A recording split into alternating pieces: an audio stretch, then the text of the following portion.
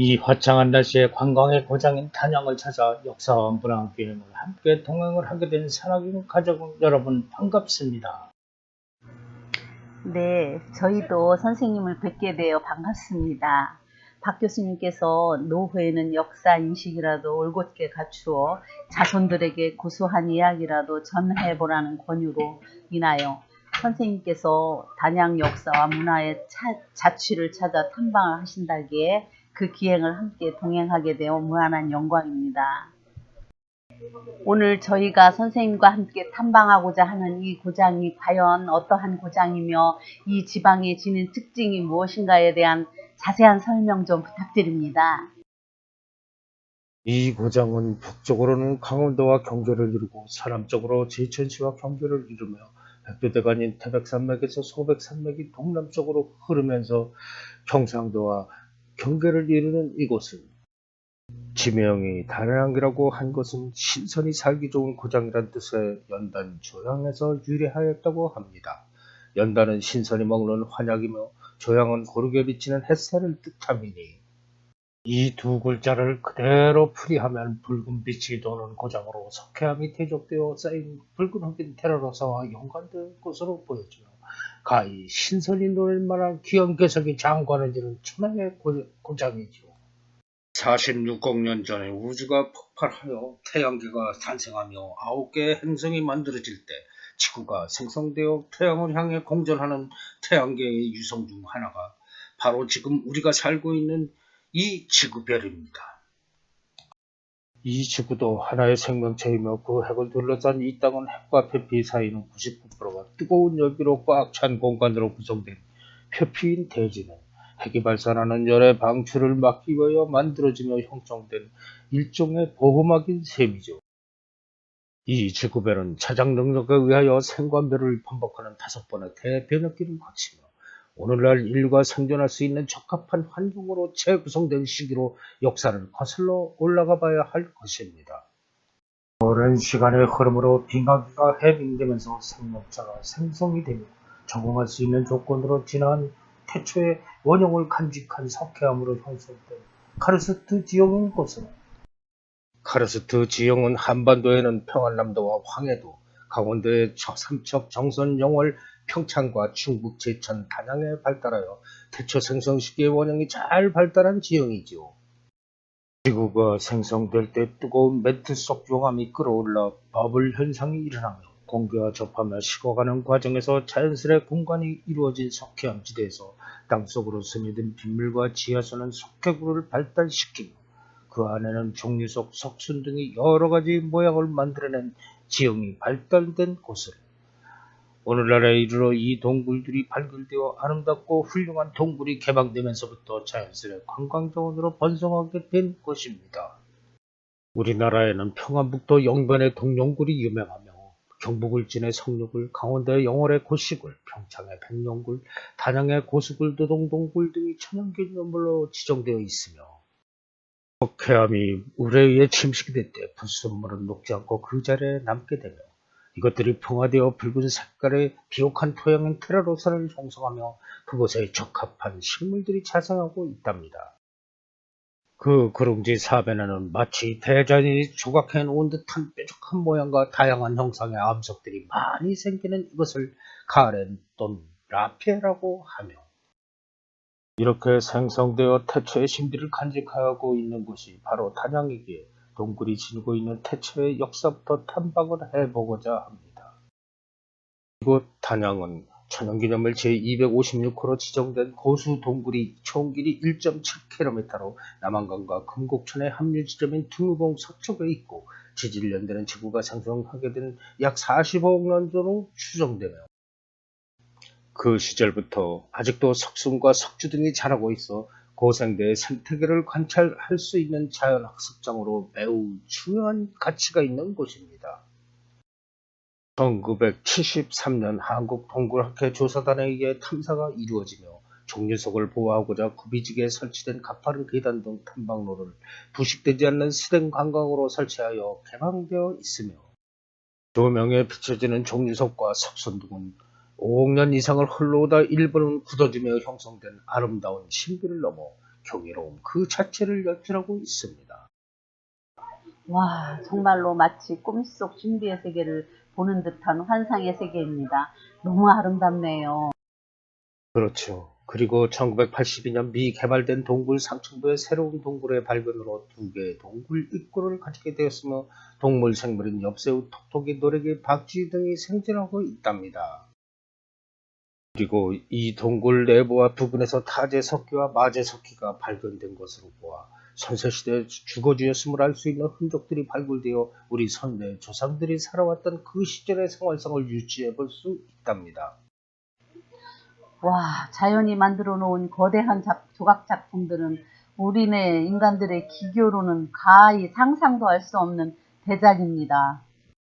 그렇죠. 우주의 나이를 시간으로 환산해 본다면 100년이란 인간이 생존하는 세월은 눈 한 번 깜빡할 사이에 지나친 초침에 불과한 시간이겠죠. 마치 번개와도 같은 손광의 빛. 하루살이는 하루가 일생이듯 100년도 못 사는 우리 일생을 삶의 착에 얽매여서 허망한 시간을 살다 가는지도 모르면서 말입니다. 이곳 천연기념물 제262호로 지정된 노동동굴은 안전을 위하여 공개가 제한된 이 동굴의 생성 연대가 약 5억 년으로 추정되며 동굴 길이가 1400m로 전반이 40에서 50도의 극경사를 이루고 있는 동양 최대 수직 동굴로 지금은 안전을 위해 폐쇄되어 있으나 개방될 시점에 기록이 되어 있는 이 동굴 안에는 거대한 암수의 두 마리의 용이 어우러진 용두암이 있으며 서양 호박을 연상하는 에밀레 총과 두산 천지를 연상케 하는 황금바위와 지하 200m 지점에서 빙하기 시대의 변화를 입증해 되는 화석이 출토되었으며 비가 온 뒤 흘러내려는 지하 백옥 폭포가 장관을 이루고 있답니다. 그리고 이곳 천동리 산 17-1번지에 1976년 마을 주민들에 의해 발견된 충북 천연기념물 제19호로 지정된 천동동굴은 여성적인 선사한 기품을 간직한 이 동굴의 생성 시기는 약 4억 5천만으로 추정되고 있으며 길이는 450m이고 폭은 4m로 관람 시간은 30분 정도이며 이 동굴의 하이라이트는 마치 쟁반 위에 꽃을 담은 듯한 쟁반꽃과 환상의 꿈의 궁전이 장관을 이루고 있습니다. 네, 비록 영상이라도 아름다운 꿈속 같은 환상의 세계네요. 와, 그리고 동굴 주변인 이곳 천동 계곡과 다리안 계곡은 소백산 바위 틈새에서 흘러나오는 맑은 계곡수가 덜어치며 흐르는 계곡 주위로 물놀이장, 캠핑장 등 다양한 편의 시설이 갖춘 야영장이 있어서 청정 계곡에 흐르는 맑은 물로 인하여 지친 삶의 일상에서 피로를 풀고자 대자연을 찾아 많은 야영객들이 몰려들며 사랑을 듬뿍 받고 있는 곳입니다. 와, 정말 아름답고 편의시설이 잘 갖춰져 있네요. 여름에 가족들과 함께 오면 참 좋겠어요. 여름 휴가철에 한번 오세요. 그러면 지금부터 다리안 계곡 등산로를 타고 서백산이 품고 있는 웅재 비경을 보기 위하여 조심히 올라가 보도록 하겠습니다. 이곳 국립공로로 지정된 소백산은 지리산과 설악산에 이어 세 번째로 넓은 면적을 지닌 웅장한 규모의 산으로 백산, 시다, 높다, 거룩하다 등의 여러 백산 가운데 작은 백산에는 의미를 지닌 소백산이라 했습니다. 1987년 12월에 국립공원 제18호로 지정되었으며 여성적인 온화한 산의 상징으로 강원도와 충청도, 경상도 3도로 경계를 이루고 있는 수려한 기생의 연기 어린 성스러운 산입니다. 설봉을 사이에 두고 경상도와 경계를 이루는 충령 고갯마루에서부터 북으로 이어지는 능선을 시작으로 등반하는 길은 제2연화봉과 소백산 천문대로 하여 제1연화봉, 비로봉, 홍망봉, 형제봉, 상월봉, 신선봉에서 구봉 8문을 거쳐 구인사에 이르기까지 많은 영봉들이 어우러져 있는 웅장하면서도 부드러운 산으로 봄에는 철쭉꽃이 만발하고 겨울에는 설화가 장관을 이루고 있는 산으로 산악인들에게 사랑을 듬뿍 받고 있는 곳입니다. 와, 힘들게 올라와 보니 탁 트인 전망과 눈꽃이 핀 아름다움이 너무너무 좋아요. 네, 그렇습니다. 이것은 조선 중종 때의 천문 지리학자이며 술사였으며 조선의 미래를 예언한 오늘날 우리가 겪고 있는 이 난국까지 상세하게 기록한 예언서인 교감유록을 남긴 남사구 선생님이 이 이 소백산을 보고는 갑자기 말에서 내려와 넙죽절을 하며 이 산은 사람을 살리는 산이다라고 감탄을 하였다고 합니다. 이것을 보고 노래한 그의 가사 총론 한 구절을 살펴보면 생아 궁궁 무처외 우하 삼명자생이라 소울음소리가 충만하게 나는 곳이 나를 살리는 궁궁의 십성지요 그곳에서 와우러의 산풍을 피하는 자는 살게 되네 라고 한 점을 보았습니다. 오늘날 인류를 위협하고 있는 이 난세의 소두부족, 눈에 보이지 않는 작은 머리만 있고 팔다리가 없는 병원체인 코로나19와 같은 바이러스가 아우로 피와 이슬처럼 소용돌이 치듯 내릴 때 그 환란을 피하기 위하여 이곳으로 대거 몰려들 것이라고 예언을 하였답니다. 우주가 폭발하여 생성된 태양계 중 우리가 살고 있는 이 지구도 하나의 생명체로 형성되어 자기장에 의해 궤도가 변해가며 5번의 대변혁기를 거치며 인류가 생성되기 이전에 백악기 시대의 지구의 주인이었던 거대한 공룡 세대가 막을 내린 것도 학계에서는 유성의 충돌로 빙하기를 맞이하여 멸종했다는 설과 지구 이 자체도 우주의 생명체이기에 변혁기 때마다 지구의 자전축이 바뀌며 지금의 남극과 북극의 지축이 백악기에는 적도였다는 설이 있으며 공룡 시대를 멸종시킨 빙하의 동면에 있는 유전자인 작은 바이러스가 방출되면서 변종이 되어 확산된다면 현존하는 생명체에 크나큰 제약을 줄 것이라는 설로 양분이 되어 있답니다. 지금 남극의 얼음이 녹으며 붉은 피해색이 나는 폭포물이 쏟아지고 있는 뉴스를 접할 때 공룡의 수가 기하급수적으로 팽창하여 위기에 처해 있을 때나 오늘날 지구의 적정 인구가 5억 명이라고 하건만 70억 인구가 경쟁하듯 지구를 오염시켜 얼음이 녹고 있는 것을 보면 예사롭지 않음을 우리는 통감해야 할 것으로 여겨집니다. 그 빙하기 이후 지구가 따뜻해지고 해수면이 높아지고 삶의 터전이 침수되는 현상이 일어나며 기독교의 창세 역사에 기록된 노아의 방주 설화가 존재하게 된 것도 고고학자들에 의하여 해수면 깊숙한 곳에 고대 인류 문명의 터전들이 속속 발굴되고 있는 것으로 볼 때 그냥 설화로만 넘길 문제가 아닌 것으로 여겨집니다. 과학의 발달로 인한 무절제한 대기의 온난화로 인하여 남극과 북극의 얼음이 녹으며 그것의 동면에 있던 바이러스가 방출되어 인류가 멸종된다는 종말론을 주장한 프랑스의 의사이며 점성가인 조선시대 남사고 선생과 동시대의 사람인 노스트라다무스의 마술의 지팡이에서 예언을 하였던 것도 그냥 좌시할 문제가 아닌 것으로 여겨집니다.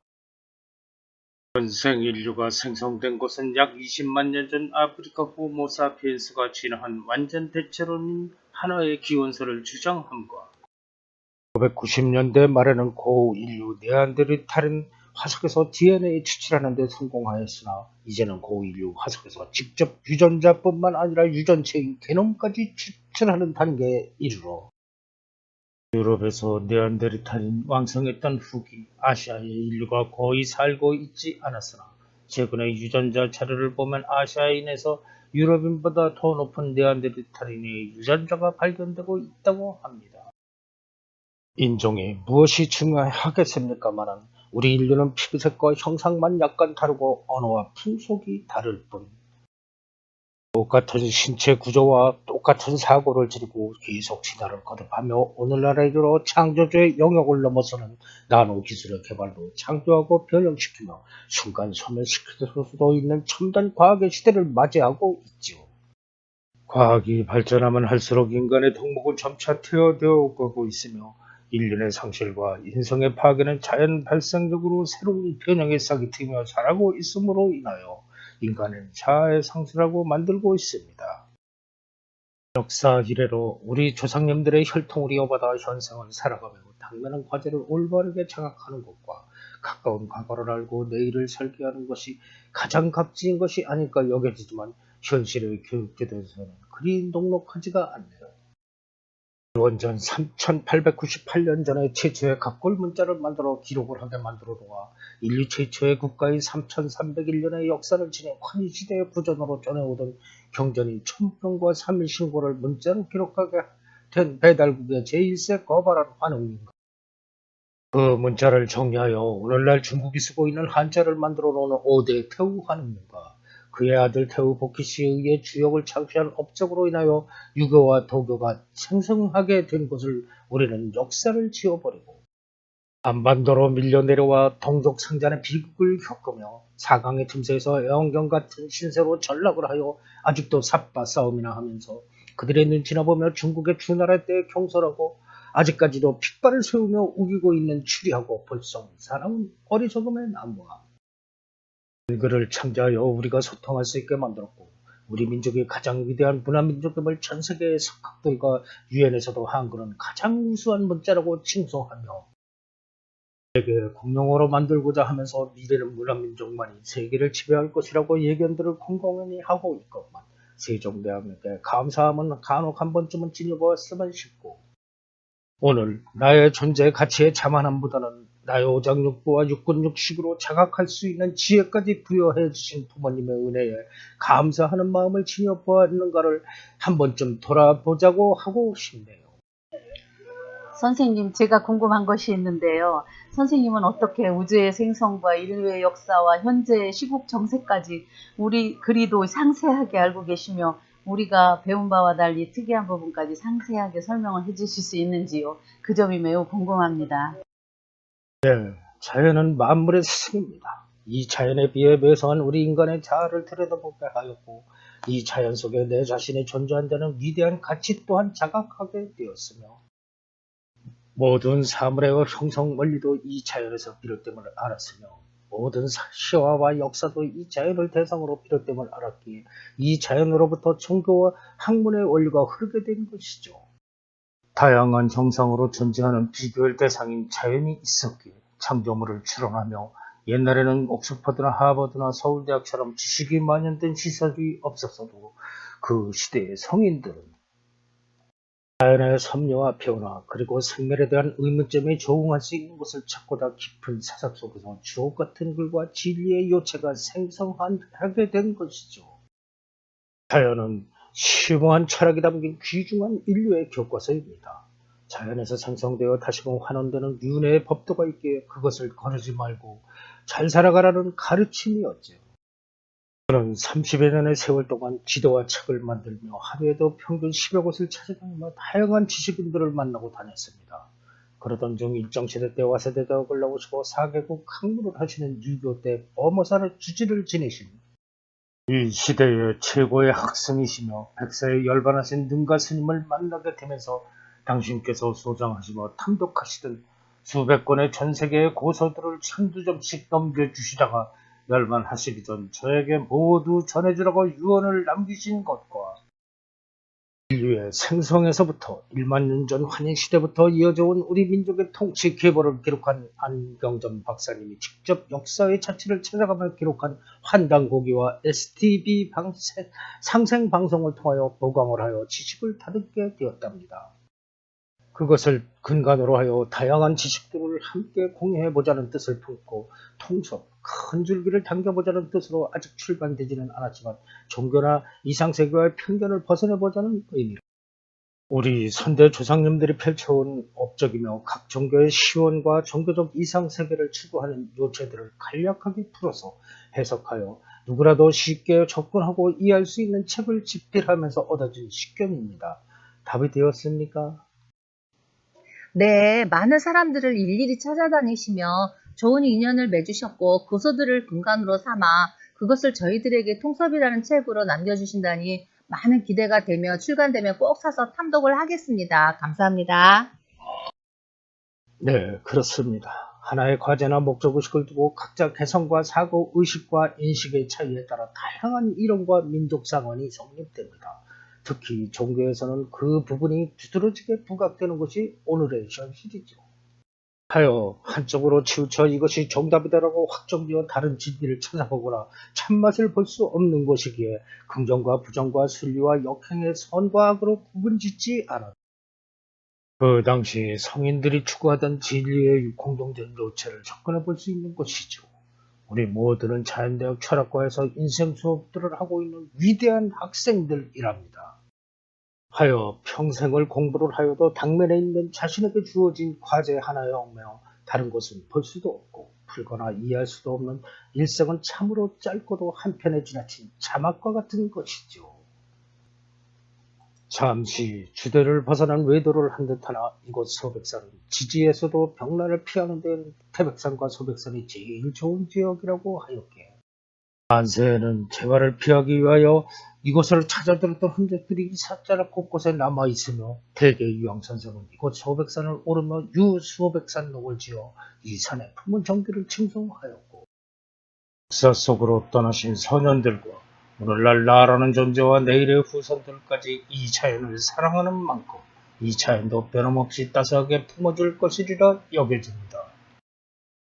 중안의 택리지에서도 태백산과 소백산의 샘과 돌은 모두 낮고 평평한 골짜기 안에 있고 산허리를 넘어 정상부에는 돌이 없는 까닭에 산세가 비록 웅장하여도 독이 없고 살기가 없는 편으로 멀리서 바라보면 봉우리들이 솟아나지 않아 산에 구름이 가득하고 냇물이 흐르듯하며 하늘에 다 흰구름과 자색 구름이 그 위에 떠 있기도 한다라며 소백산이 품고 있는 정기를 살폈고 극찬을 하였습니다. 이러한 평온한 곳은 소백산의 형제가 토산, 즉 육산이라 대지모, 어머니처럼 품어 안아주듯 푸근한 모성을 지닌 여성의 기품을 상징한답니다. 소백산 서편 아래로 흐르는 영친면과 대강면과 단양 일대에는 온 산이 빙 눌러서 신비한 골짜기가 많고 그윽한 샘과 기이한 돌이 묘하고 아늑한 형상을 지님을 보고 금강산 다음이다라고 칭송한 것은 남한강변 줄기를 타고 기암기슭에 어우러진 풍광이 빼어난 때문으로 여겨지는 이 지형과 지세를 정확히 본 것이죠. 비로봉 정상부 서쪽 사면 일대에는 살아서 천년이요 죽어서 천년을 산다는 주목들이 대규모 군락을 이루고 있습니다. 이곳에 4월에는 단성화가 피고 9월에는 핵과로 열매가 있는 천연기념물 제244호로 지정된 주목군락지에는 살아있는 나무와 함께 앙상한 뼈대만 남아있으며 천년의 풍화를 겪었으면서 묵묵히 버티고 서서 의연한 자태로 자정을 하고 앉아 세찬 칼바람이 스치며 나오는 소리가 마치 무엇인가를 속삭이고 있는 듯 하지 않습니까? 네, 정말 바람소리인가, 종잡을 수 없는 무슨 소리인가, 잔잔하면서도 세찬 소리가 들리는 땀니다. 그렇습니다. 우리가 알아들을 수 없는 자연의 언어이죠. 나는 천년을 살아왔고 이 몸체를 지니고 앞으로도 천년을 살 것인데 백년 앞에서 턱걸이하는 인생사의 희로애락도 스치는 바람결과 같을지 집착이라는 부질없는 그 허울을 바람결에 날려버림이 가장 수수한 것이라며 이곳에 모두 내려놓고 가라며 삼각들의 마음과 어깨를 다독이고 있는 듯한 자연의 묵시적 언어이죠. 그러나 이 산을 넘어서 영주 땅에 들어서면 그 언어는 작아지며 이곳과는 지형이 토질까지도 판이하게 틀립니다. 일부 지역 외에는 마사토로 형성되었으며 지역이 비교적 완만한 편으로 마치 발바닥과 발등을 보는 형국이랍니다. 그 지형을 따라 흐르다가 상주 땅에서 속리산으로 이어진 백두대간의 지맥 동남편으로는 모래와 황토로 구분지어진 토질이 발달된 것으로 보았을 때 자연의 구성 자체가 실로 경이롭게 여겨지며 그 토질과 접한 인성까지 자연스레 통제되어 변한다는 것은 결코 나만의 느낌은 아니지며 이 방대한 자연 앞에 나 자신은 한낱 조적지열에 불과한 것이라 느껴지네요. 모두가 길어 죄송합니다만 어느 지방이든 그가 위치한 지리적 특성이 우선시 되어야 하기에 지질학 차원에서 대지의 생성 시기가 우선하여 대처의 신비가 펼쳐져 있는 이곳 단양을 생태계가 가장 영화하게 보존되어 있다는 점을 감안하여 동굴과 소백산을 우선적으로 탐방하였음을 이해하시기 바랍니다. 그리고 지금부터는 오늘날 단양군이 지니고 있는 변천사에서부터 매포읍을 지나 어상천면과 영천면으로 하여 가곡면, 대강면, 단성면, 적선면을 돌아 단양읍으로 시계방향으로 탐방을 해보고자 합니다. 네, 선생님과 함께 여행을 해보니 많은 지식과 이 땅도 항상 숨을 쉬고 있는 숨결까지 느껴지네요. 이 단양군은 신라시대에는 적산현으로 삼국시대의 영토를 차지하고자 치열하게 각축을 벌였던 지역으로 551년 진흥왕 12년에 신라의 영토가 되어 진흥왕 족성기가 역사의 흔적으로 남아있습니다. 1318년 고려 충수각 5년에 단양으로 이름을 바꾸고 지군사로 승격이 되었으며 조선시대까지 이어져 내려오다가 1895년 충청북도에 속하여 1896년 충청북도 단양군이 된 곳입니다. 1914년 국면 폐업으로 영천군이 단양군에 편입되어 오늘날에 이른 곳이지요. 단양군의 전체 면적이 780.16 입방킬로미터이며 농경지는 총 면적의 9.8%밖에 되지 않으며 밭이 논의 3배 이상으로 주요 농산물로는 단양 육종 마늘로 유명한 마늘과 고추 등이 재배되며 임록지에서 생산되는 밤, 대추, 송이버섯, 약초 등이 이 고장의 특산물입니다. 산세가 험악하여 오지했던 단양은 1960년대에는 풍부한 지하자원으로 대규모 시멘트 공장이 가동되면서 전국 평균치를 상회하는 인구 증가세를 보였으나 1970년대에 들어서면 1차 산업의 사양화로 인하여 생산 종업원 수의 감소로 1980년도에 7만 2천 명대에서 인구가 급속히 감소하여 2060년 기준으로 2만 9천 명대로 감소를 하였습니다. 가구 수는 1만 5,328 가구이며 가구당 인구는 1.91명으로 농공업 인구는 감소하고 단양읍 내 인구가 국내 전체 인구의 35.6%를 차지하며 상업과 풍부한 관광 자원으로 인해 그 업에 종사하는 인원으로 유지되고 있습니다. 1979년 단양면이 읍으로 승격되었고 1980년 매퍼면이 읍으로 승격되었으며 1985년 충주댐이 건설되면서 단양군의 일부가 물속에 잠기게 되자 이곳에서 바라보는 저 아름다운 작은 도시인 토전리와 별곡리의 신단양이 새롭게 건설되며 행정과 문화의 중심지가 되었고 상권이 자연스레 형성된 곳이죠. 1979년 구 단양 출장소가 단성면으로 승격되었고 영춘면, 별방 출장소와 적성면 각기 출장소가 폐지되어 2개읍 6개면 148개 동리로 재편이 되어 오늘에 이른 단양의 변천사입니다.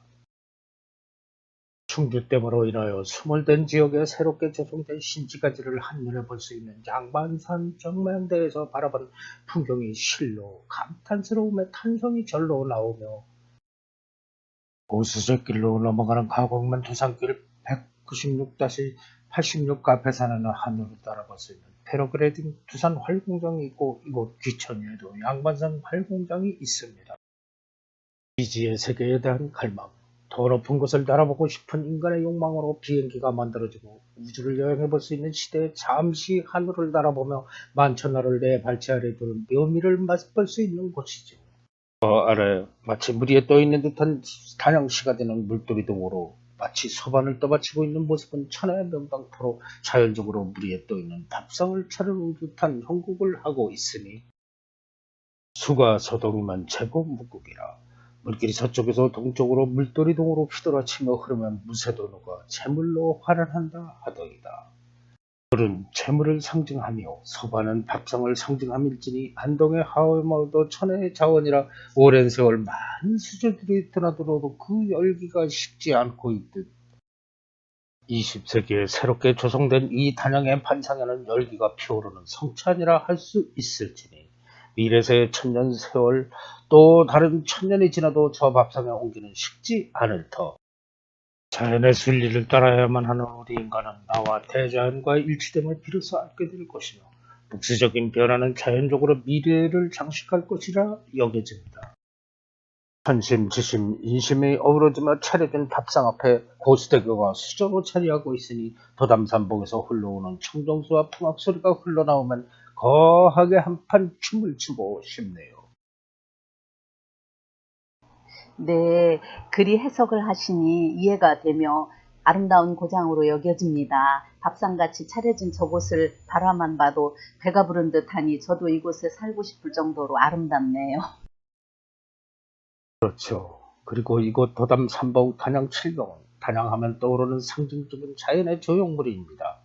매법 하계리 남한강 물길 속에 오롯이 솟아 아기자기한 자태를 자랑하고 있는 삼봉의 기암으로 이루어진 이 봉우리는 조선을 개국한 공신 정도전이 유년 시절을 보낸 곳으로 정도전이 호를 삼봉이라 한 것도 도담 삼봉에 대한 각별한 애정 때문으로 여겨진다고 하네요. 카르스트 지형이 만들어낸 원추 모양의 봉우리로 남한강 물살을 받으며 강중앙에 우뚝 솟은 세 개의 봉우리는 중앙의 장군봉에는 삼도종이라는 육각 정자가 있어 의연한 자태로 운치를 자아내고 있으며 양옆으로는 첩봉과 처봉이 함께 울어주며 첩봉은 다가가려 하고 처봉은 벌상사나와 고개를 들은 듯한 해악적으로 묘사된 설화가 전해지고 있답니다. 네, 참으로 해학적이며 재미있는 표현이네요. 이 도담산봉을 배경으로 한 포토존이 있어 단체 관광객의 기념사진 촬영장으로 각광을 받고 있는 곳이죠. 마침 경기도 여주시 이포초등학교 동문들이 촬영을 하기에 동의를 구하고 한컷 실어 보았답니다. 이곳 광장에는 공예 전시관이 있어 단양의 공예가들이 다양한 공예 작품들이 전시 판매되고 있으며 단양의 특산물인 임산물로 만든 향토 먹거리촌이 형성되어 있어 식객들이 찾아들고 있습니다. 한편에는 최첨단 컴퓨터 프로그램으로 노래를 부르면 음정에 따라 36가지의 다양한 모양으로 환상적으로 분출하는 음악 변수가 있어 행락객들의 사랑을 받고 있는 곳이지요. 저도 몇 년 전에 왔을 때 저곳에서 부르지 못하는 노래지만 한국 거하게 뽑아보았답니다. 그 옆 계단을 따라 올라가면 2008년 국가문화재 지정 명승 제45호인 자연이 연출한 성문 단양 팔경이 언덕 아래로 커다란 구멍을 뚫은 것 같은 형상의 돌문이 나옵니다. 이는 석회암이 오랜 세월 풍화되면서 석회 동굴에 붕괴되고 남은 천장의 일부가 마치 무지개의 형상과 구름다리처럼 형성된 것으로 자연의 신비로움을 간직한 곳이죠. 신동구교지 승남 단양군 산천조에 따르면 도담에서 강을 거슬러 수백 도 올라가면 푸른벽이 만 길이나 되고 황양목과 측벽이 돌틈에 거꾸로 났고 바위 구멍이 문과 같아서 별개의 한 통천이 있는 것 같다라고 묘사를 하였으니 이 신비스러움에 흠뻑 취해보시니 어떠하십니까? 네, 선생님. 이 문을 통하여 강 건너 들판에서 이곳으로 들어온 듯하니 마치 내가 다른 세계에 있는 것 같은 느낌이 드네요. 그렇습니다. 세상에는 문을 통하여 외부와 연결이 되지요. 그 중에서 가장 으뜸은 바로 마음의 문입니다. 그 문을 닫으면 다른 세상을 볼 수 없으니 이 성문처럼 활짝 열어놓고 있다면 무엇이 따르겠습니까? 네, 많은 것이 드나들겠지요. 복도 들어오고 화도 들어오며 나를 흔들어 놓겠지요. 그렇습니다. 그들은 정체할 수 없는 인생사에 따라다니는 기륭 화복의 기운이며 잡으려도 잡히지 않는 존재이기에 들어오고 나감에도 애써 집착할 필요가 없다는 것입니다. 허니 마음의 문을 이 성문처럼 한짝 열어두셔야 합니다. 좀 전에 동행들께서 마음의 문을 닫은 채 작은 알집에 자신을 가다놓고 애를 끓이며 분발을 하고 살아온 그간의 모습들을 뒤돌아보니 참으로 부끄럽다고 하셨지만 허나 자학하지는 마십시오. 인간의 기운은 항상 공허한 것임에 그 자리에 외부 침입자에 의해 인상이며 환경이 바뀌는 것일지니 그것을 올곧게 관리하는 것이 곧 성품입니다. 다음 방문지는 소박한 평상심으로 큰 행을 하고 있는 매포 단역 산업단지 뒤편 금수산 지맥이 흘러오다 멈춰선 명당 자리에 인양이 한바탕 펼쳐지고 있는 금수산 횟집을 찾아들어 그 향기를 한번 느껴봅시다. 우리나라는 가히 종교의 백화점이라고 할 수 있듯 여러 종교가 공존을 하면서도 유독 종교의 분쟁과 혈투가 없는 지상성국이라 할 수 있으라 여겨집니다.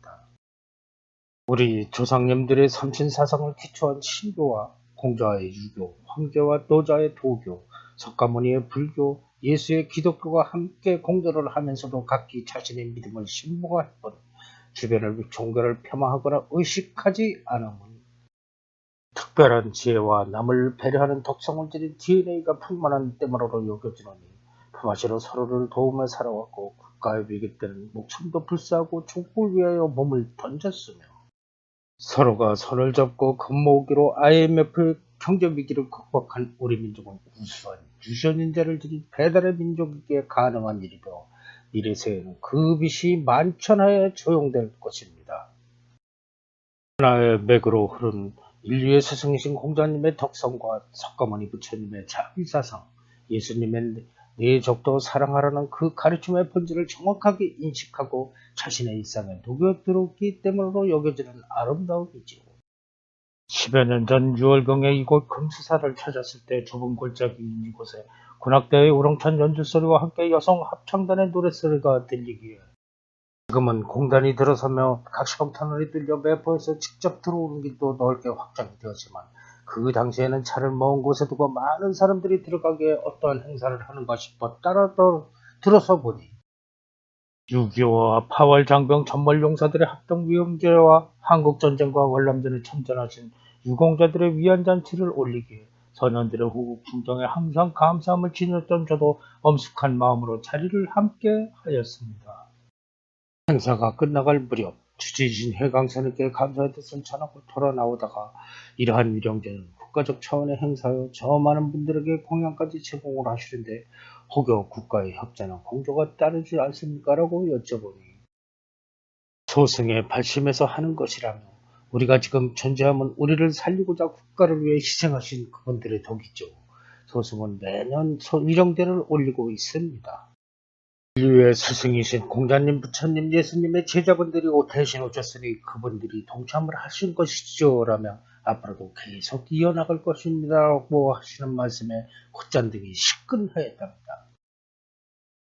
30여 년의 세월을 하루도 거르지 않고 산과 길을 거닐며 160여 곳의 그림지도와 한반도의 지도를 그려가며 역사와 문화재의 자취를 찾아보고 다양한 문화예술인들과 종교인들을 만나가며 그분들이 지닌 사상 철학과를 수십 권의 책으로 집필하며 세상을 두려워하였으나 한결같이 밖에 비치는 색과 자신의 과제에는 충실하지만 내면의 본질을 분석해 보물 망각한 채 그 껍질을 깨고 나와 무해자한 독성으로 남을 위해 살아가고 있는 사람들을 많이 보지 못한 탓에 이 두 눈을 뜨고도 식별할 수 없는 어리석은 눈에 씌워진 장애를 어찌 벗어버릴 수 있을까라는 비애와 모든 사회구조가 온통 물질 제일주의로 돌아가는 애석한 현실에 많은 번민을 해보았답니다. 조상이 없는 후손이 어찌 존립할 수 있으며 부모가 없는 나라는 존재는 어찌 생성될 수 있었겠습니까? 백성이 있기에 국가가 저지하고 국가가 있기에 생업에 종사할 수 있듯 공생공존의 자연의 법도가 있지요. 질만능에 취하고 권력에 취해 자신의 존재 자체와 백성을 위한 심부름꾼을 망각하고 일신의 영달과 명예에만 혈안이 되어 서슴없이 망발들까지 일삼고 있는 애석한 이 현실에 크나큰 경종을 울리는 진한 메시지를 받은 듯하고 말보다는 실천으로 행을 펼치는 순수함을 보고 한참을 멍하니 공허에 빠져 있었던 적이 있었습니다. 오늘 이곳의 스님을 보면 단아한 기품에 나의 존재 가치를 정확하게 간과한 참생자의 진면목을 본 듯하여 저는 많은 곳에 이 미담을 전하고 있답니다. 교육이나 문화나 종교나 직업관도 본질을 간파하여 심근을 굳건히 하여 각자 타고난 개성의 꽃과 본질의 실과를 훌륭하게 키웠으면 하는 간절한 바람을 한번 담아보았었죠. 이곳에 와서 살펴보시니 어떠하십니까? 정말 자랑하실 만하시네요. 역전의 용사까지 예우하시는 저러한 분들이 많을수록 세상은 밝아지겠지요. 오늘 비로소 새삼 느껴봅니다. 그렇죠. 진실도 왜곡되는 것이 오늘날의 현실이죠. 누구나 자신의 길이 있습니다. 동적인 생명체는 수없이 넘어지며 다시 일어나는 오뚜기 같은 것이며 미워도 함께 가야만 하는 필연적 운명의 길입니다. 한번 걸려 넘어진 돌뿌리에 다시 넘어지지 않고 피해가는 것이 지혜가 아닐까요? 우리에게 새로운 지도자를 뽑는 잔치가 있었습니다. 이제는 우리 세대들의 안위를 챙김보다는 자손들의 미래를 위해 모두는 심사숙고하여 진정한 주인의식을 망각하지 말아야 할 것입니다. 이곳에서 가까운 매포 평동리에는 법보사라는 황금사찰이 있습니다. 이전에는 스님이지만 학자의 기품을 지니신 주역에 달통하신 경동도 스님이 많은 대중들의 아리함을 달래주고 있습니다. 주역이란 천문지리 인사물상의 음향의 변화 원리에 따라 해명을 한 유교, 도교의 근본이 바탕이 된 경전으로 발전한 역풍이라고도 하는 것이지요. 그 경전은 기원전 3898년 독도 문자를 정리하여 한자를 창제한 배달국 5대 태우 한우님의 업적이며 그의 막내 아들인 태우 복희씨가 창제한 철학적 이론으로 우주의 선한 이치와 풍설지리는 물론 기중화복을 예측할 수 있는 명리학의 이론까지 펼쳐지게 된 경서로서 오늘과 미래를 예측할 수 있는 우리 조상님들의 철학적 학문이지요. 그러나 어이없게도 중국은 4대 계론이라는 명분을 내세우며 자신들의 주나라 때 경사라고 하고 있으며 우리나라의 일부 학자들의 뇌 속에 각인시켜 아직도 그 오류의 역사를 가르치고 있는 애석한 현실입니다. 유교 경전인 대학에 이런 구절이 있습니다. 신부재원, 시기불변, 청이불문, 시기부지김이라. 마음에 있지 않으면 보아도 보이지 않고 들어도 들리지 않으며 먹어도 그 맛을 알지 못한다는 뜻입니다. 그들은 주장을 하나 그 맛의 진미도 모르는 표절의 역사일 뿐이죠. 정말로 한복도 자신들의 고유의 의상이라 하고 김치도 자기네 것이라고 하는 중국이나 일본이라는 나라가 옆에 있다는 것이 저는 참으로 밉고 보기가 싫습니다. 그렇죠. 그러나 미워할 필요 자체도 없습니다. 뿌리가 든든하게 사강의 틈새에서 대일과 반목의 암울한 용의 시대를 겪고 살아왔지만 이제는 생산과 화합의 봉황의 시대를 열어가며 문화강국, 경제강국으로 도약을 하고 있는 격동들을 뛰어넘고 있습니다. 우리 민족 혈류 속에 농축되어 있는 저력과 미래사를 이끌어갈 젊고 가성이 강하게 자라고 있는 동양들에게 나의 아집을 버리고 사랑스러운 마음을 담아 따뜻한 손길을 한 번쯤 내밀어 보자고요. 아장아장 걸어가는 어린아이 하나가 5명이나 되는 우리들의 노후를 책임져야 한다니 항상 미안함과 감사함을 지니며 마음으로라도 따뜻하게 사랑하며 이 지방 매포읍 일원에는 대형 시멘트 공장들이 들어서 있으며 한일 시멘트와 성신양의 현대 시멘트가 있어 시멘트를 실어나르는 차량 행원들이 줄을 이어가고 있습니다. 제천 방향으로 가다 보면 팔경 휴게소에 기암이 우뚝 솟은 상시바위 그늘 유적이 있어 장관을 이루고 영천리 이런 도로 옆에는 산 전체가 천연기념물 제62호로 지정된 축백나무 숲이 군락을 이루고 있습니다. 조금 더 올라가면 매포읍과 제천시와 경계를 이루고 있는 갑산 동남사면 영천리 산 1번지에는 2017년 5월에 충북기념물 제164호로 지정된 영천동굴이 곰굴과 연결된 국내 최장 수중동굴이 있습니다. 육상 공간이 175m이며 수중 공간이 335m, 공기층이 존재하는 수록 공간이 225m로 총 735m인 석회암동굴인 이 동굴에는 많은 동굴 생물들이 서식하고 있으며 강원도 정선의 용소동굴과 함께 수중부굴의 학술 연구에 크게 기여하고 있습니다.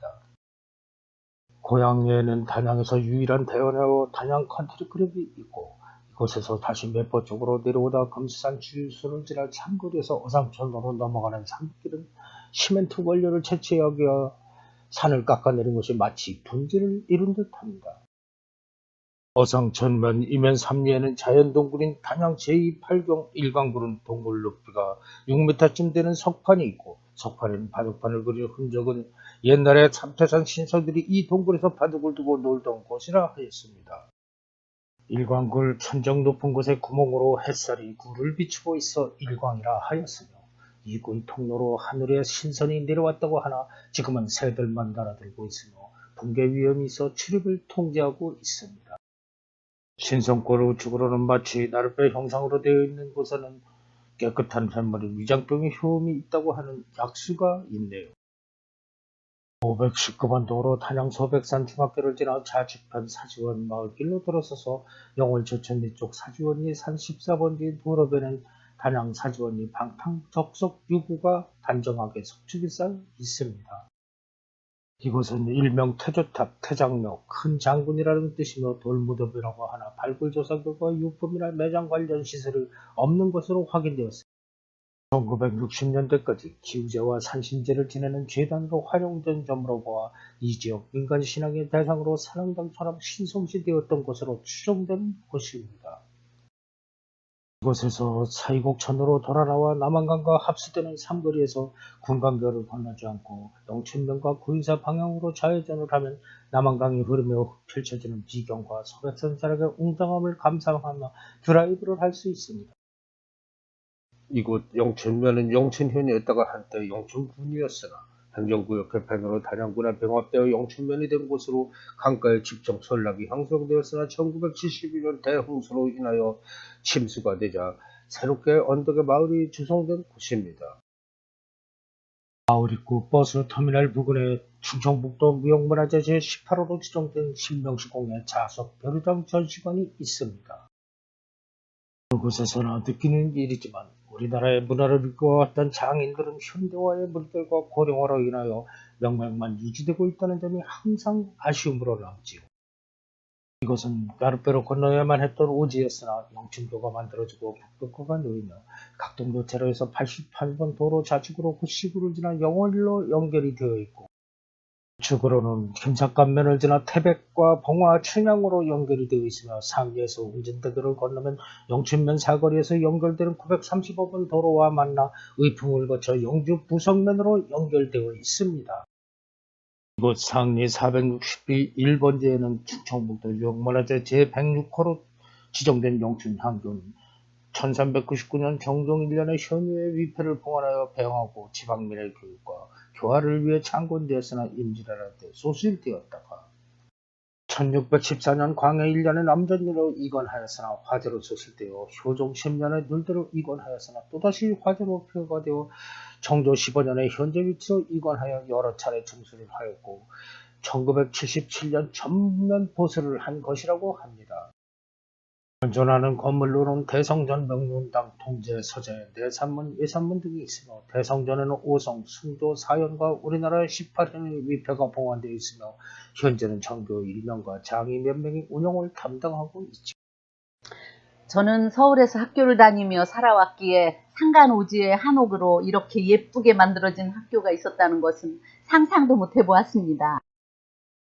이것을 둘러보고 북밖을 건너 영춘면 상리 203번지 태화산 자락에는 대한제국 시절 중창한 암자가 있는데 장건년들은 미상이며 원래 큰 절이었으나 조선 말기 폐해된 것을 1897년 김용진이 지방유지들과 협조하여 복원을 하고자 하였으나 돈이 모이지 않자 영춘 현감에게 국고 1000냥을 빌려 중청을 하였으나 그래도 돈이 모이지 않아 갚지 못하게 되자 체포가 되어 한양으로 이송이 되었다고 합니다. 이때 대원군의 현명으로도 그를 직접 분처를 한 뒤 죄를 사면을 하고 친필로선 살령각 현판 한 장과 청규와 세미 법복 한 번, 고종의 초상화 등을 내려 전에 봉헌하도록 하고 살령각이라고 한 것은 장안매 산신령은 부처의 사자로서 대원군에게 용험을 나타내었으므로 특별히 초소체 영자를 쓴 것이라고 합니다. 이곳에 문화재로는 화장한 불상이 있습니다.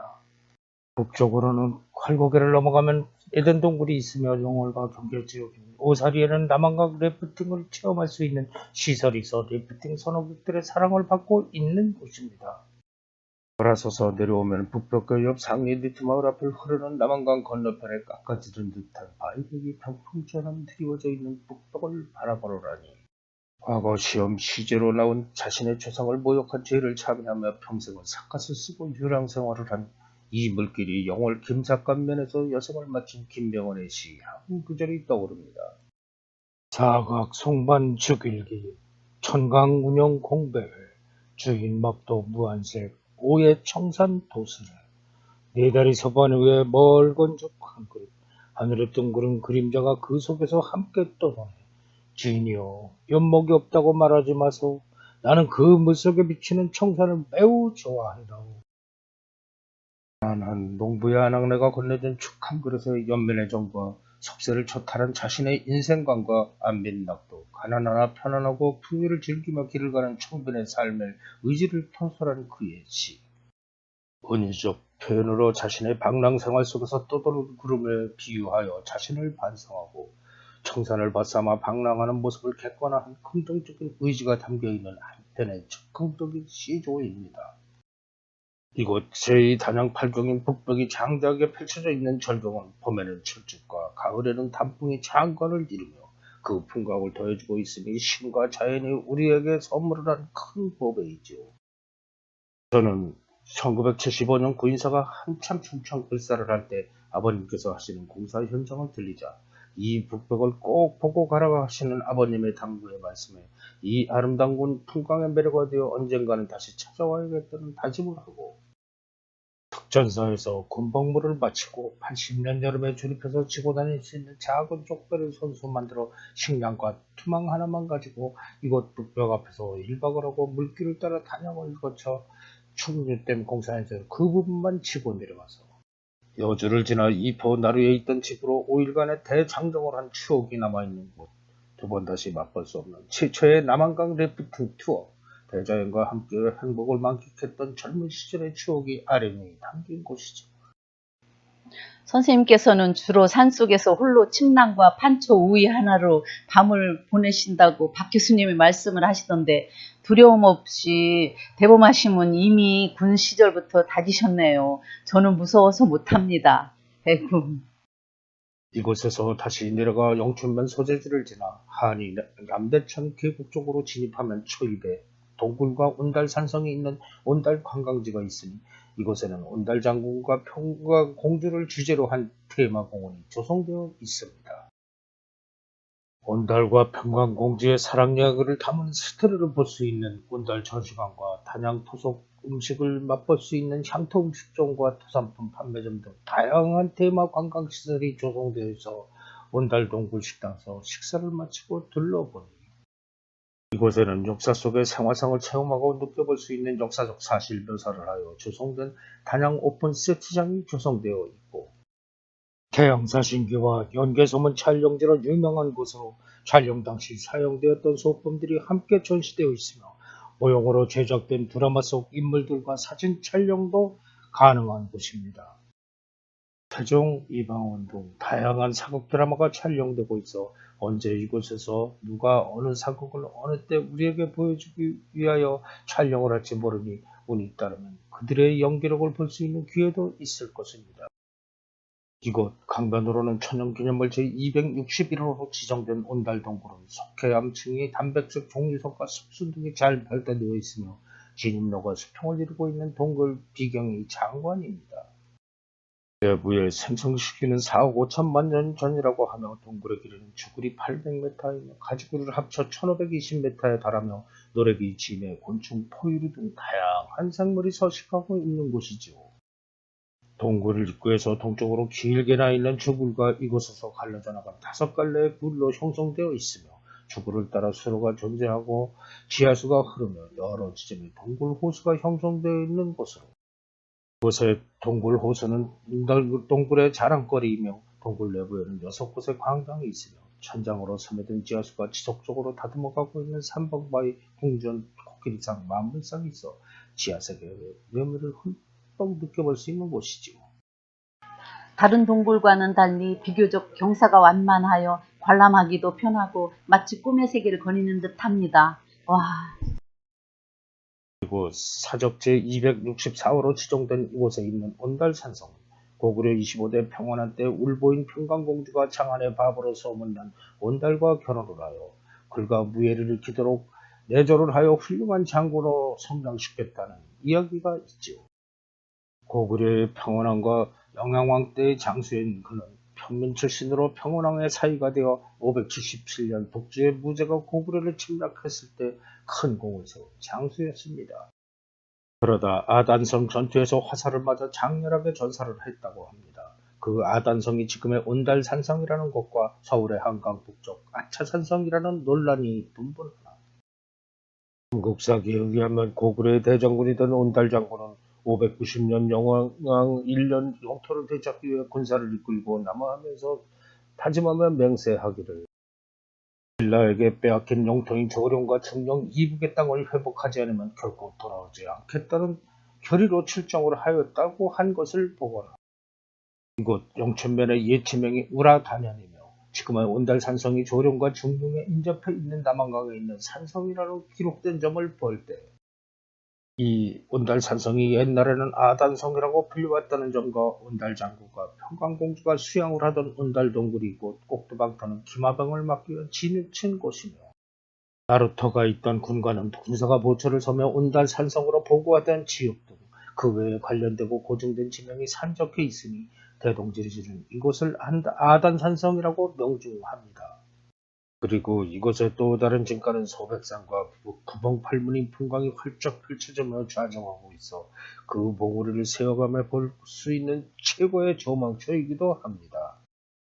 이곳으로 흐르는 물은 소백산 청제봉과 신선봉에서 발원하여 남천계곡으로 흘러내려와 합수되는 물로 물이 맑고 인조기 등으로 천연임이 잘 보존된 곳으로 캠핑장과 야영장 등 편의시설이 갖춰져 있어 여름 비서지로 각광을 받는 있는 곳으로 가을에는 캠핑 철경을 이루는 곳입니다. 곳에서 나와 구인사길로 가다가 백자오기를 따라 올라가면 화재 및 총과 소백산 자연 휴양이 있지요. 조금 더 올라가면 정감록 명당 체험마을이 조성되어 있으니 자연이 선물한 땅의 기운에 흠뻑 취해버서서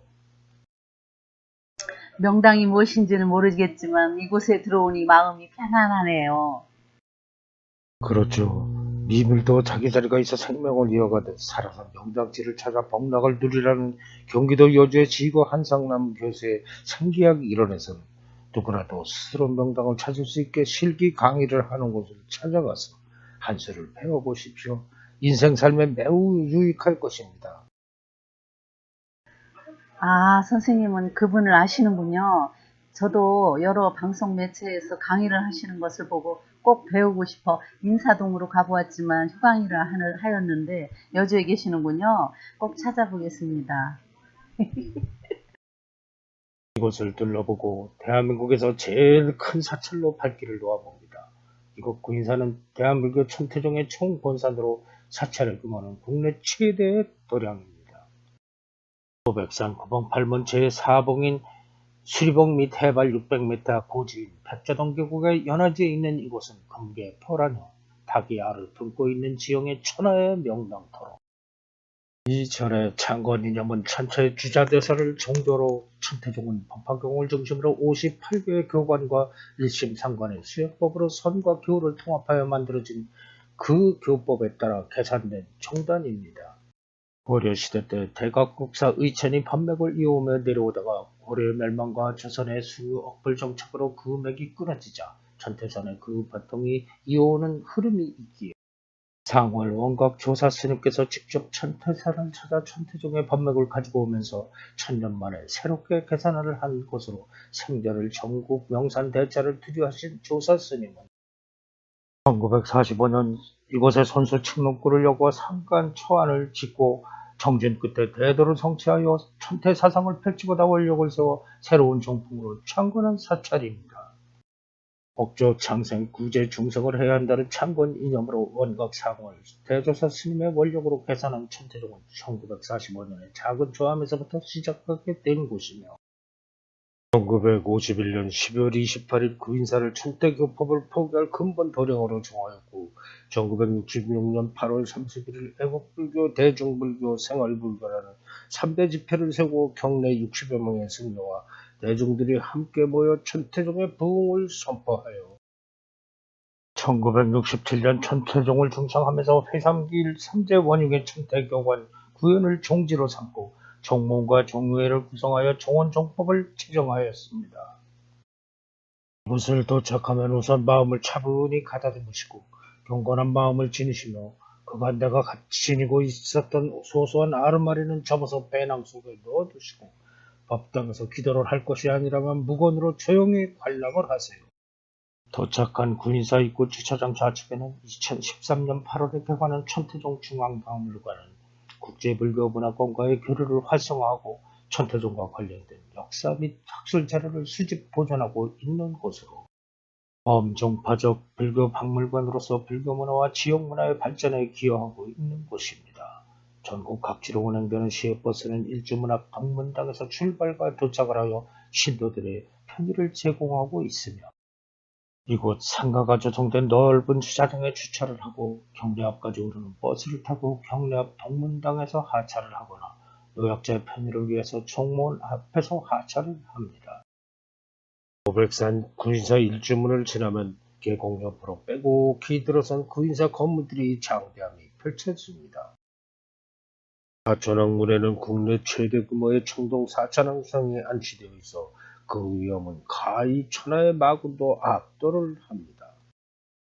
사찰의 건물로는 1만 명을 동시에 수용할 수 있는 대법당 설법 보존과 새롭게 신축된 광명당, 관음전 천태 역대 조사전, 수도시설인 판도항, 특별강원인 설선당, 침식 공간인 향적당과 총무원 청사와 대중들의 수행 공간인 인광당, 관음성당, 광명당, 향적당, 도향당 등 50여 등의 구역 주변에 빼곡히 들어서 있으며 구인사는 각 총각에는 5만 6천 명의 신도들이 동시에 수용할 수 있는 대도량입니다. 구인사의 핵심은 국내 최대 규모의 대법당과 법업비가 있습니다. 대법당은 1980년 4월 29일 준공된 5층 건물로 이 법당 자리는 상월 원각 대조사 스님께서 산간 초암을 엮고 처음 구인사를 개산하고 수행하시던 그 자리에 세워져 있으며 이는 2대 남대충 대조사께서 상월 조사 스님의 생전의 유지를 받들어 전통 양식과 5층 900평의 법당에만 5천 명이 동시에 수용할 수 있는 초대형 대법당을 지은 것이죠. 상월 원각 대조사 법업인은 대조사님께서 일생 동안 정도들에게 가르쳐 오신 모든 법문을 총집약시켜 간략하고 명료하게 요약하여 설법하신 법어를 새겨로 온 비석이며 이 법어 안에는 부처님의 8만 4천 대장경의 모든 진리가 일구 일원으로 농축되어 있으며 무한하고 미묘한 불법의 이치를 담고 있습니다. 이곳 구인사에서는 불교의식인 범패, 석가열애를 참여하는 노래를 변춘광 18대 총원장 스님이 주도하여 법은 범패 연구 보존회를 운영하고 있으며 영산제 뒤풀이 삼해양 노래를 복원하여 문화재로 등록을 하였으며 그를 보존하여 불교 문화에 기여하고자 합니다. 그리고 충청북도 유형문화재 제218호 지정된 영조 10년 조선 후기의 불화성 평삼이 그린 한 폭의 아미타 회상도가 있으며 전국적으로 300만 가구가 넘는 단일 사찰로는 국내 최대의 신도수를 보유하고 있으며 모두는 한마음으로 제가저와 수행자가 함께 수행하는 국내 최대 규모의 관음도량입니다. 2008년 천태종의 역대 조사전을 건립하여 정면하는 삼전조사를 봉안하였으며 중앙에는 용수보살을 봉안하고 우측에 천태지자대사, 좌측에는 대각국사, 의천을 다치발에 모셨으며 지자대사 오른쪽에는 해문과 해사 등 중국 천태종의 16대 조사가 있고 의천대사 왼쪽으로는 재관 등 한국 천태종의 17대 조사가 봉안되어 있습니다. 1976년 창건주인 상월 대조사님의 금동좌상을 삼보당에 봉안하였고 그 옆에 2대 조사인 남대충 종종의 존상도 함께 봉안하였으며 그 뒤 정각에는 3대 종종 스님의 조실이 자리하고 있습니다. 1977년에는 경내 산문 입구에 높이 23층의 상월 대조사비를 세웠으며 2000년에는 경내 맨 위쪽에 대조사선을 짓고 상월 대조사의 좌상을 봉안하였습니다. 대조사선 우측으로 올라가면 정월궁이 있습니다. 이 임에서는 소백산의 웅장한 모습과 구방팔만의 장대한 그 지맥이 흘러오다가 주장자를 꽂은 듯 우뚝 솟아오른 봉우리에 돌기된 명당토로 가히 대도를 성취한 수행자만 앉을 수 있는 천하의 명당자리입니다. 이것은 촬영을 삼가하시고 뒤편 소백산 조망처로 가시죠. 망봉에서 상월봉과 친선봉으로 하여 연화봉으로 지맥이 흘러오다가 솟아오른 9개의 봉우리는 제1 아공문봉을 시작으로 밤실문봉, 여의생문봉, 수리봉, 덕절문봉, 곰절문봉, 백월문봉, 귀기문봉, 세반문봉으로 9개의 봉우리가 저 소백산 공만봉 아래의 구봉팔문 구궁에 맞추어 기중을 진단할 수 있는 8문, 휴문, 생문, 상문, 두문, 경문, 사문, 경문, 개문이 자리한 곳으로 마치 문기둥처럼 부채살 퍼지듯이 오롯이 솟아있고 그 사이 계곡을 출입하는 곳을 고난이 따르는 일종의 수행의 문이라 하여 구봉팔문이라고 한 것입니다. 이곳 천태종 구인사는 전국 주요 도시에 백사수가 말사들이 분포되어 있으며 천태종의 승려들과 신도들은 낮에는 일을 하고 밤에는 수행을 하는 주경야선의 실천을 통해 각기 차립적으로 사원경제를 운영하고 있는 곳입니다. 목자들은 자신들의 식견으로 괴리한 추리들을 하며 허언들을 하고 있으나 이 종단은 1, 2, 3대 종종 산하의 상자들만 구성되어 있고 개별적인 상자를 두지 않으며 제가자라도 오랜 수행의 근기를 보고 다양한 심의를 거쳐야만 승려가 될 수 있으며 비구니 스님들은 삭발이 아니라 유발로 머리를 뒤로 틀어 올려 쪽을 짚고 핀을 뽑은 단정한 모습을 하고 있습니다. 사시배와 말사들도 재정 문제에는 승려들이 일적 개입을 하지 않고 있으며 사무요원들과 신도들이 모든 재정은 중앙으로 올리고 필요한 예산은 총무원에서 내려받아 쓰는 투명하고 합리적인 방향으로 운영되고 있는 것으로 물이 흐르지 않고 고여있으면 썩는 것이요 처먹도 오래 정체야만 고사하듯 말사의 주지도 한 곳에 상주하지 않고 발령지키며 선한의 이치를 따라야 한다는 이곳에 계시던 덕산 노스님께서 말씀하셨다. 성녀들은 소량의 급여로만 생활하고 있는 근검자력을 실천하고 있는 수행자의 참본질을 지니고 있는 미려 불교사의 표상인 곳이지요. 재물은 재화를 낳고 탐착 또한 공허를 낳는 것일진데 출가자가 번뇌에 집착할 일이 무엇이냐는 북한의 영통사를 보건불사를 하고 오신 종단의 종의 의장을 거쳐 현 19대 총무원장이 되신 무원스님의 말씀 속에 생활불교, 실천불교의 도량으로 여겨지는 것은 결코 나만의 느낌은 아닐 것이라 여겨집니다. 굉장한 천기와 지기의 용서 넘치는 기상을 보았으며 신도들의 인양에서 흘러넘치는 평화롭고 순박함을 우리는 본 것입니다. 그동안은 양심을 보았고 실천하고 생활하며 법을 펼쳐가는 천구의 진면목을 보았으니 발길이 돌려 굽이진 도발리 고갯길 정상 전망대에 앉았으니 우리들의 지안을 한 번쯤 살펴봅시다. 누구나 가고자 하는 인생의 길이시죠. 모든 걸도 있지만 현명히 가시밭길과 이 고개처럼 굽이진 길도 있겠죠. 우리가 한생을 살아가며 하나의 과제에 얽매여 그 매듭을 풀고자 하는 것만으로도 일생은 참으로 짧은 것이랍니다. 그러나 운명이라는 소용돌이 속에서 좋은 시절을 만나게 된다거나 마음 안 바꿔도 단풍이든 아름다운 길을 걸어볼 수 있겠죠. 그 길을 찾으라고 성인들이 주옥 같은 경전을 남겼으리라 여겨집니다. 천상천하 유아독전 삼계계고 아당한지의 본질을 종교 외적으로 그 진리를 살펴보자 하면 일란성 쌍둥이도 각기 틀리며 마음도 일체됨이 없다. 이 세상의 유일한 독립적인 존재입니다. 온갖 고통이 다르다 할지라도 오직 내 스스로 편안하게 할 수 있다라는 뜻으로 해석해 볼 수도 있습니다. 방금 보고 온 구인사 법어를 보면 빈손으로 왔다 빈손으로 가는 모든을 한낱 피었다 사라질 이 짧은 인생사에서 오늘 이 순간 내가 존재함 이 자체가 두 번 다시 볼 수 없는 최상승의 축복일지니 항상 감사함을 지녀보자고요. 선생님, 번뇌와 망상도 재물과 욕망까지 흘러 들어오는 모든 것을 제 마음의 그릇 속에 담가 다독여서 청결하게 다듬어 쓰겠습니다. 그 참뜻을 일러주셔서 대단히 감사합니다. 마음을 새롭게 열고 만물을 사랑하고 자비롭게 대한다면 만일 또한 나를 사랑해 주겠죠. 그 묵시적 틀 속을 함께 동행해 가며 다음 주에 펼쳐질 제2편을 향해 마음과 발길을 다듬어 봅시다. 긴 일정 수고들 하셨고 곧 밤길이니 조심히들 올라가세요. 감사합니다.